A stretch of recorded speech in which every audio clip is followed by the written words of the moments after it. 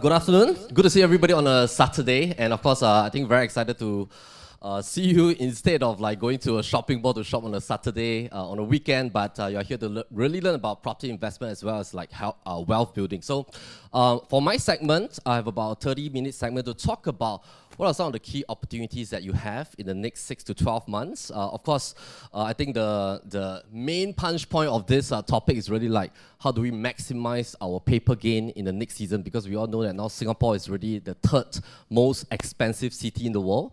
Are there still opportunities for us to have as a property investment? So let's kickstart, all right? So even if, let's say, for example, you are a single person that is planning to, let's say, buy a property or your first property, later on, as Jeremy comes on for his second segment, he's going to share some of the key 5 frameworks that we use to select real estate investment today. So for a single person, if this is your first property, I think there's going to be some value that you can walk away after today's session. If you're somebody that is planning to buy for own stay rather than for investment, and let's say you want to buy a new property, stay for 2 years, and then you want to sell and upgrade to a bigger one, I think there's some value for you as well. If you belong to what we call a summer or autumn season, and let's say you want to buy a big property and then plan to really upsize before you hit your winter season, I think there's going to be some value as well. So we use this 6 steps framework pairing with our one-to-one consultant strategy in terms of really understanding, based on your current stage in life, your current capital that you can deploy, what will be a safe approach using data and analysis. All right, so let's have a look at this chart. Now this chart, I have always get my research team to update it on a quarter-to-quarter basis. We want to note how many cooling measures we already have. Up to date, we have already the 17th round of cooling measure. The latest round was the 4-year seller stamp duty that was being implemented. I think the government was thinking about the fact whether the market is going to be heated up very soon, towards the tail end of this year. But one thing to note is that all these cooling measures, there's no turning back anymore. So it's quite impossible for our government to remove any form of cooling measures.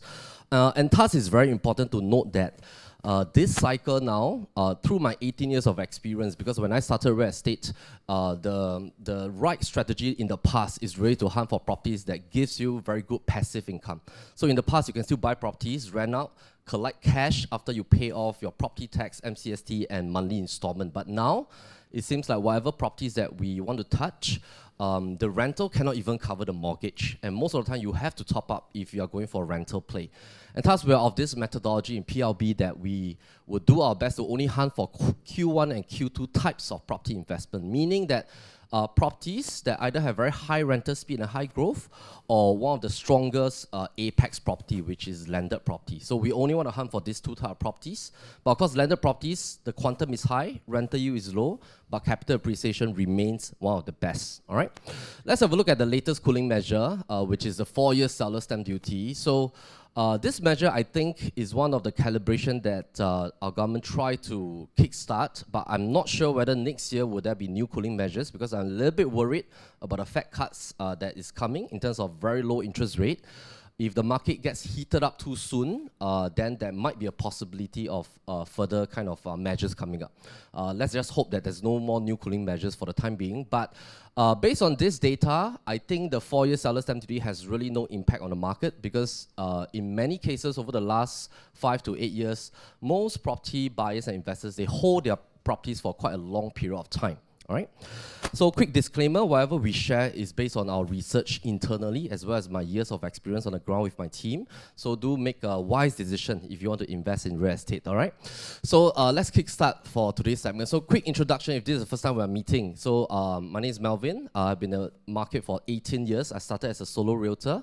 Now I'm the CEO and co-founder of PropertyLimBrothers. And of course, over the years, we have always loved to speak at events to connect with the community.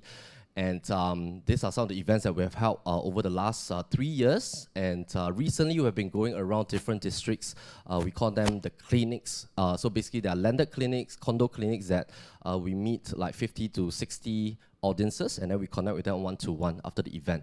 Now, after this event, if you want to have some deep dive planning for your property journey, you can, of course, meet up one-to-one with our consultants, which are outside, and they'll be very happy to help you with our frameworks. All right, so I'm going to simplify our frameworks using this triangle here. I call this the equity triangle. The first apex at the top will be looking at trends, and then of course on the left-hand side we look at risk, and then on the right side we look at opportunity.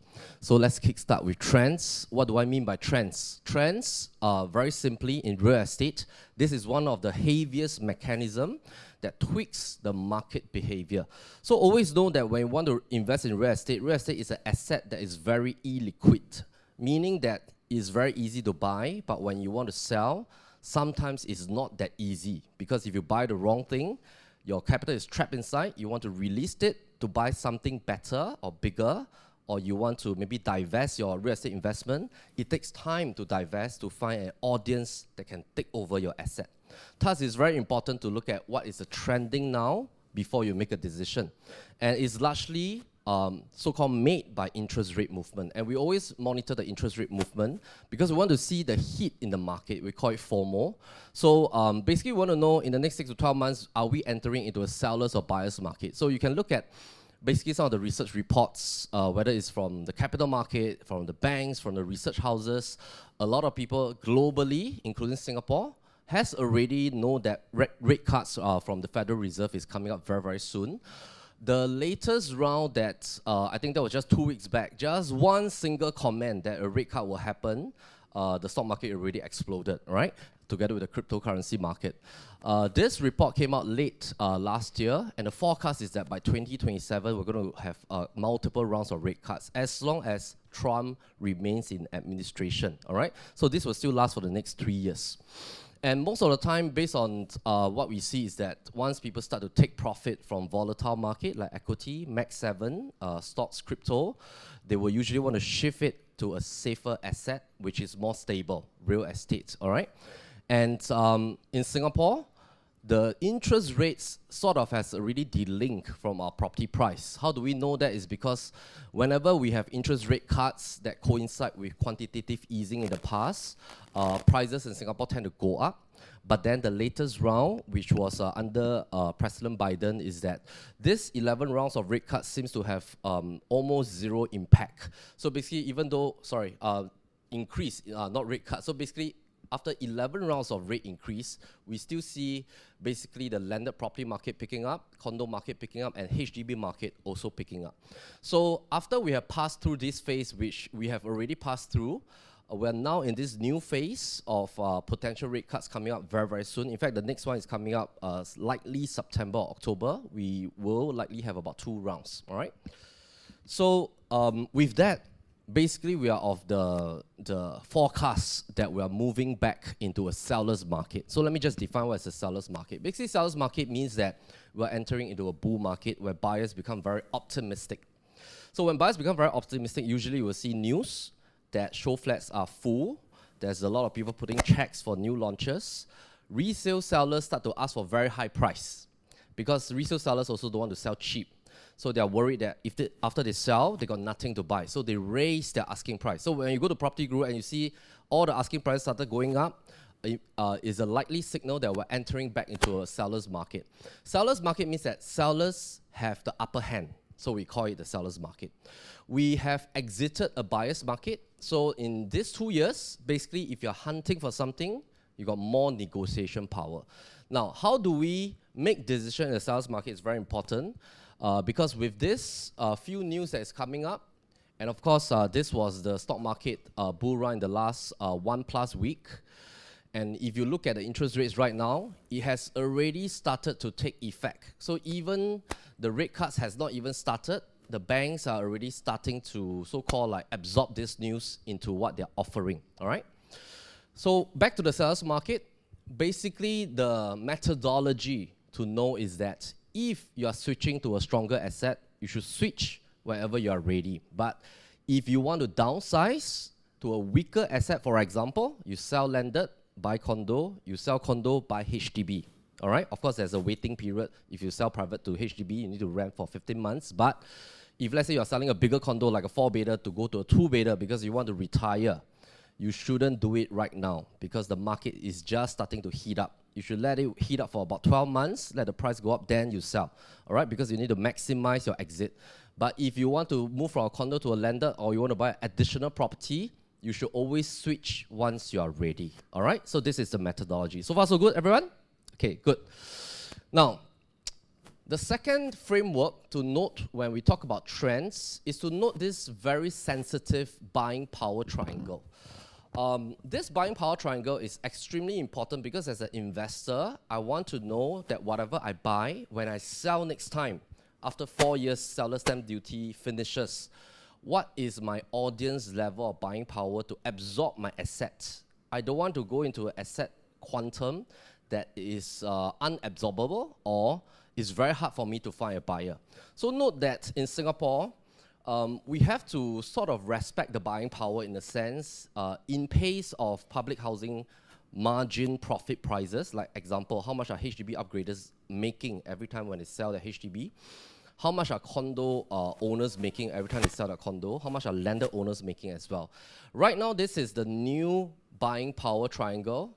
If let's say your property is at about $2 million, plus minus, you have the widest audience. If your property moves upwards to about $4 million, your audience will shrink. And take note, if you touch the point of $4.5 million, it's better to go for a landed property. Because at $4.5 million, your buyers will become confused between a condo and a landed. So it's very important to note this key difference. And 95% of all transactions in Singapore are largely done by Singaporeans and PR. Foreigners' contribution is less than 2%. Okay?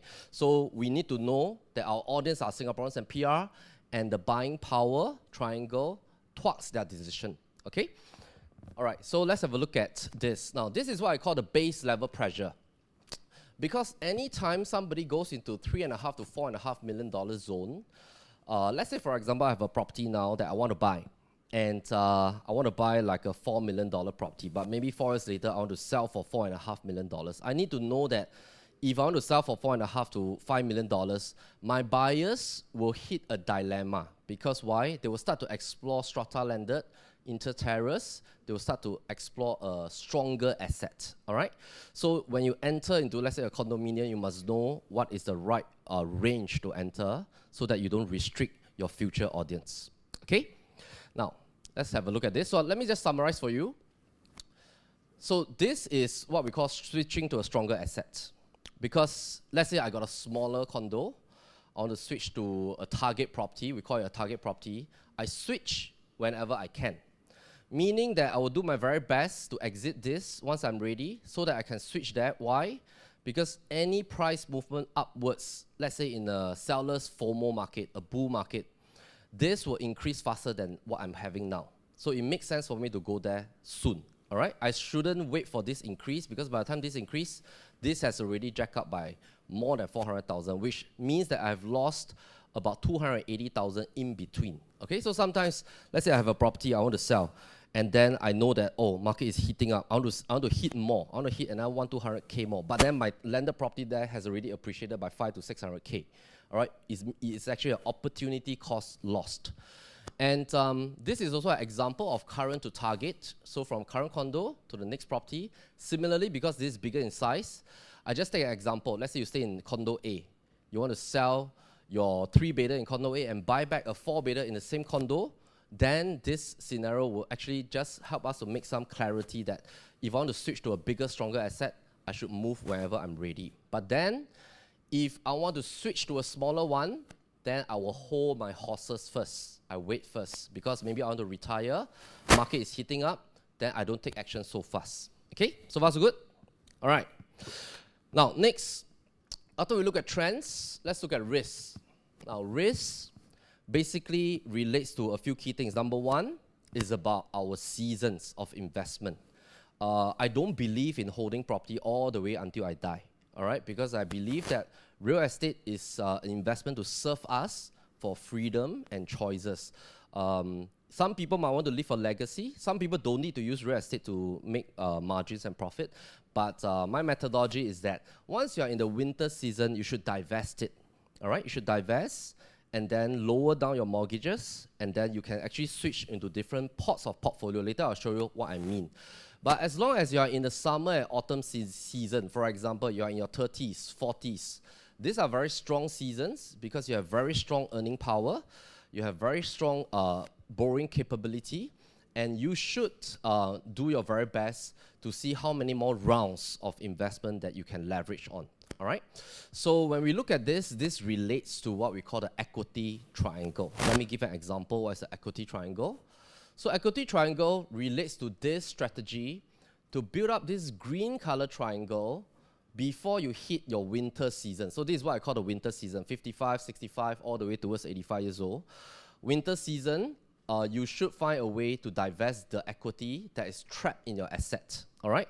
Because if you don't divest it, basically let's say all your funds are just trapped in the asset that is illiquid, and there are better ways to generate more yield.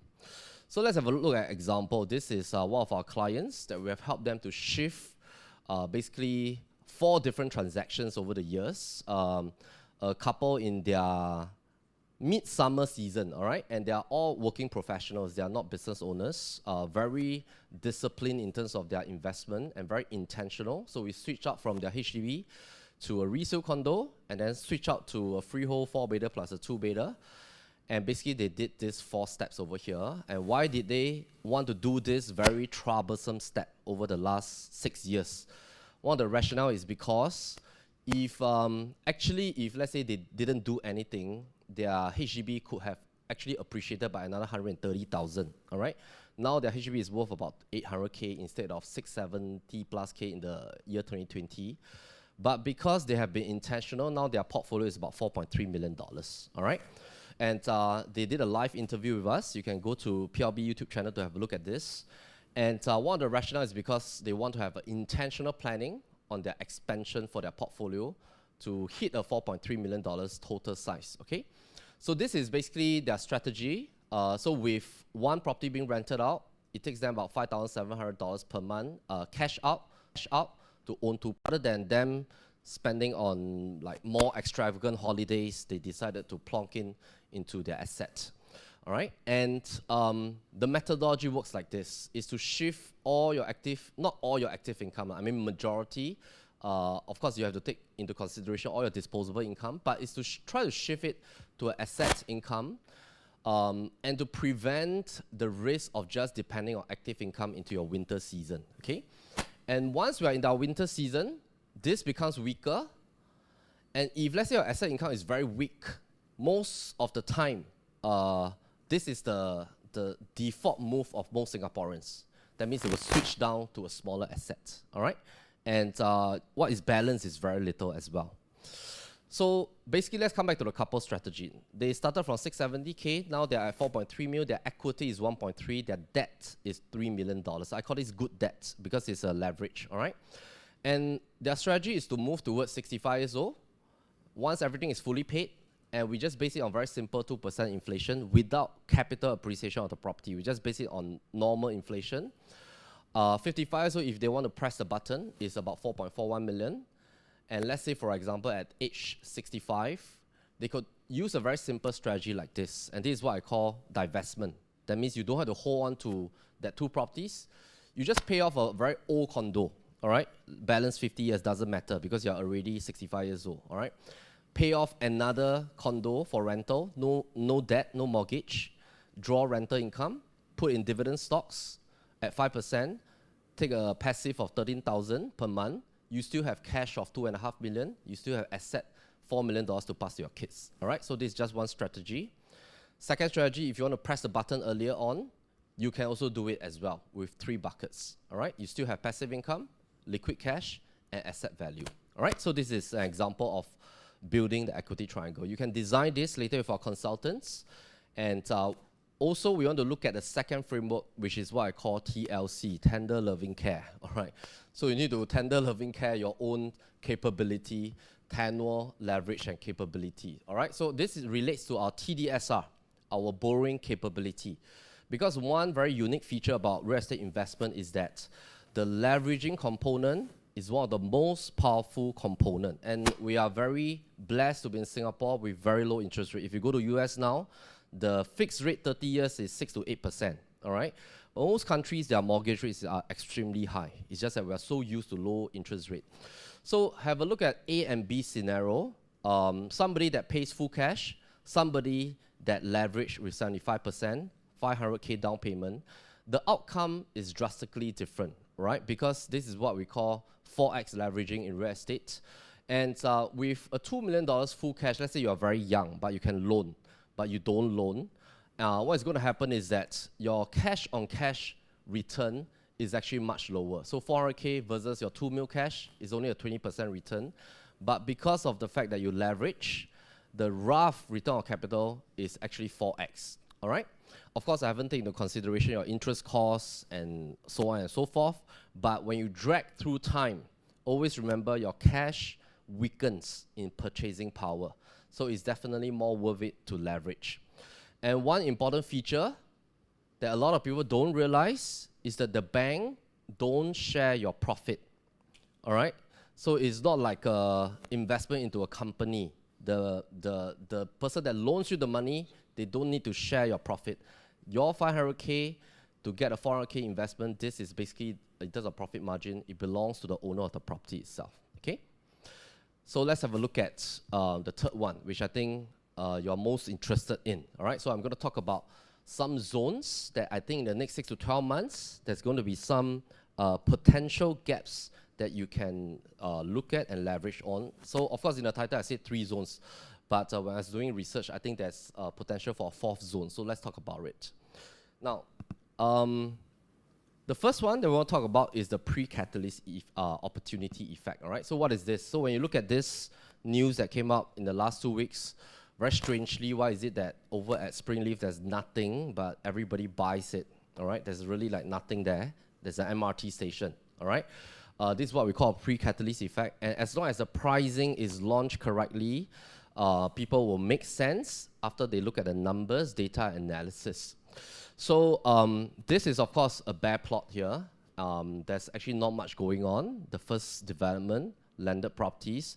But of course, when you look at pre-catalyst, there's a grand plan by the government in terms of master plan that these 3 plots are all residential and they're going to link the entire thing with Lentor, all right?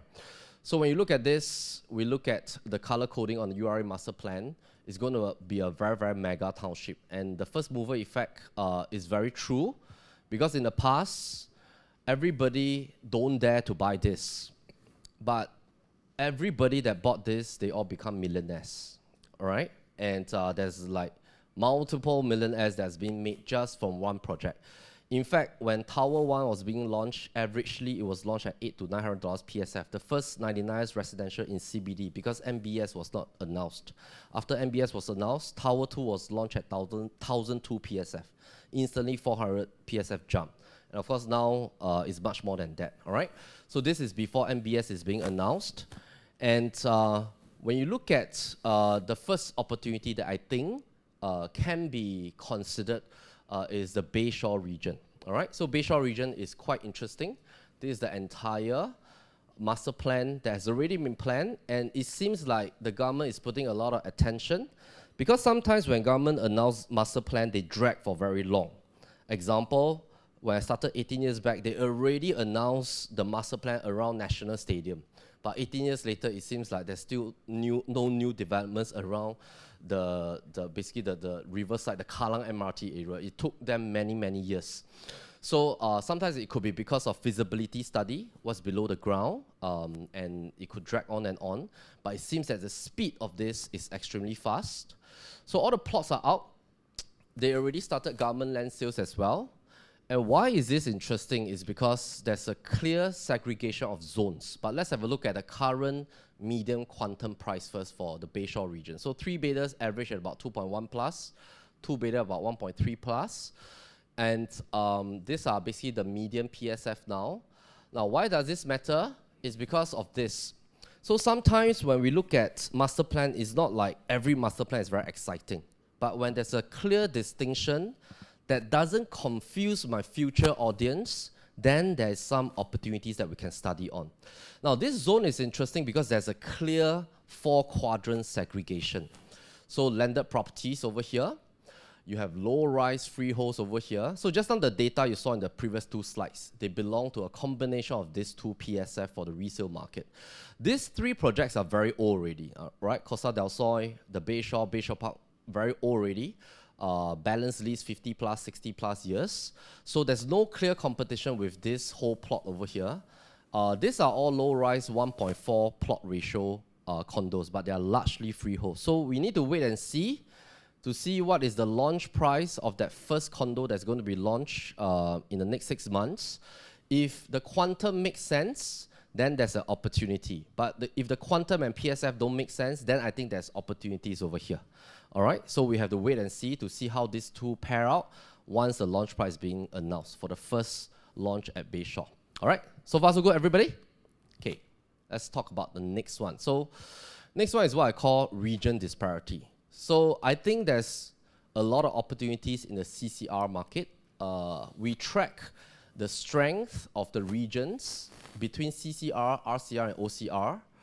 So basically, CCR now, in terms of the median quantum price, resale, new launch, as well as TOP condos, it works like this. All the charts are available with my consultants. You can get from them later.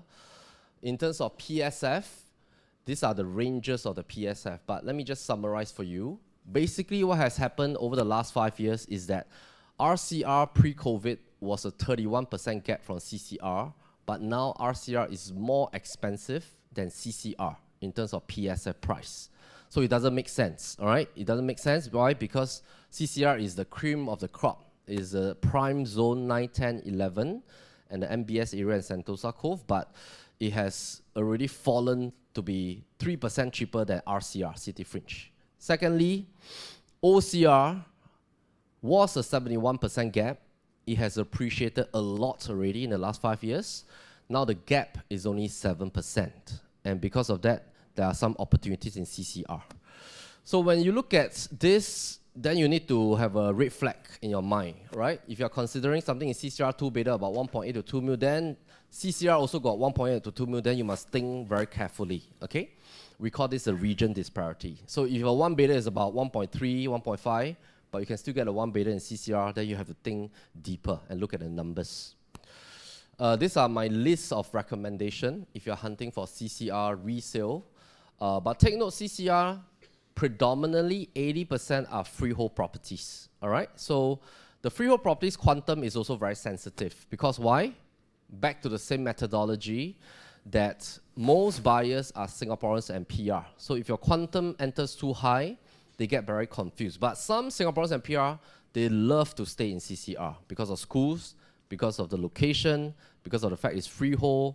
They love to have the Orchard address, River Valley address, Bukit Timah address. They might not like a landed property, all right? So there are people that just don't like landed properties because they don't like the lifestyle. They really want to have facilities and they want the status that is in the CCR zone. These are the price kind of like recommendations that you can hunt in the next 6 months, okay? So there are going to be some launches, and take note, all the CCR launches, unless it's an en bloc, there's no more freehold.